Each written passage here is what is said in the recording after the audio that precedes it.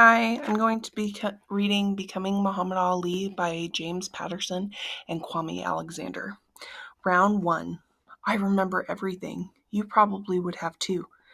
That night was a piece of American history. The Clay family phone was dusky black with a rotary dial, and it sat on a wooden table in the neat as a pin living room of the little house on Grand Avenue in Louisville, Kentucky.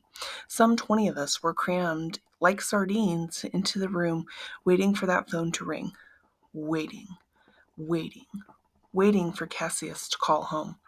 It was a February night in 1958, and I remember it like it was yesterday.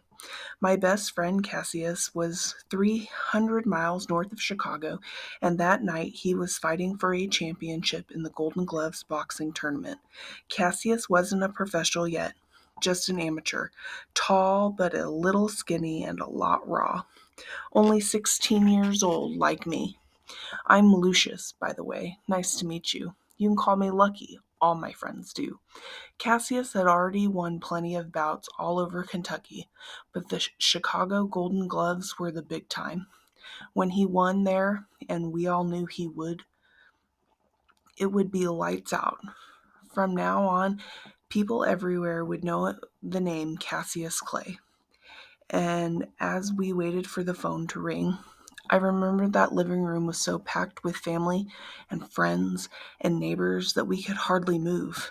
The smell of roast chicken and sweet potato pie and cheese grits mixed with the smell of paint and turpentine.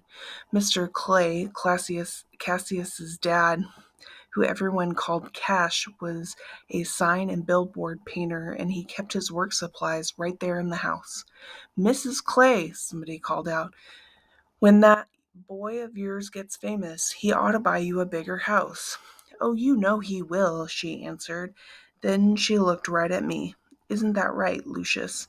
Yes, ma'am, you know it. Cassius promised you a big house.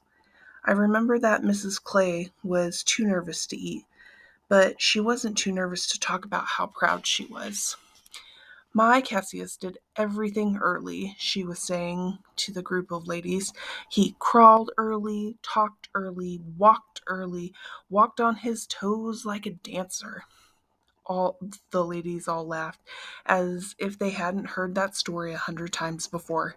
But Mrs. Clay just couldn't help it. Cassius always told her he was bound to be the greatest, with a capital G, but she believed it with all of her heart. So do I. So did everyone else in Louisville's West End. Come on, phone. Ring, phone. Ring-a-ding-ding. The men and boys around the room, including Cassius's little brother Rudy, looked at one another with big grins and made punching motions with their fists. The big fight should be over now. Under those bright lights in the middle of that huge Chicago stadium, Cassius would be standing tall in the ring with one hand over his head like this, his opponents next to him with head bowed in down in defeat. Then the phone rang. It was Cassius with the news about the fight, and he told it like only Cassius could tell the story.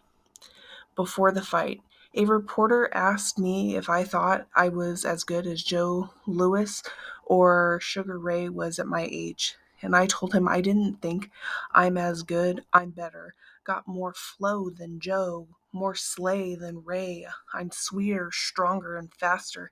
As a matter of fact, I'm so fast I can't even catch myself.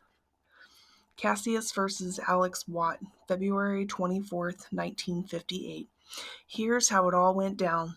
The bell rang in Chicago Stadium, and I could barely see the lightweight rush me through the rank cigar smoke that filled the arena.